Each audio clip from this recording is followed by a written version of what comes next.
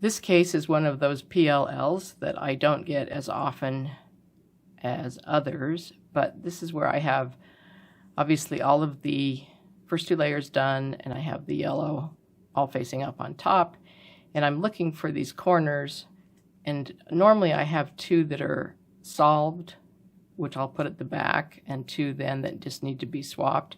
But in this case, I don't have any two that have what we call the headlights. So I know that instead, diagonal ones are already correct. So I could do the other move of swapping these two twice, which is what I used to do, but there's an algorithm, and it feels sort of good to do, that will swap opposites. So I could orient this slice to show you that that one's correct, orange and green, and that one's correct, blue and red. And so these are off, and that's what I'd be swapping. But I didn't need to reorient that slice. That's the nice thing about these PLLs. You can do them without reorienting the slice and then do the slice move at the end.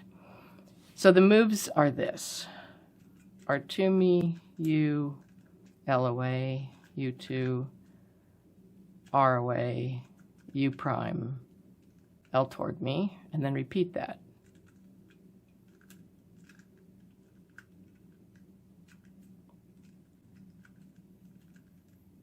And that takes care of them both all at once.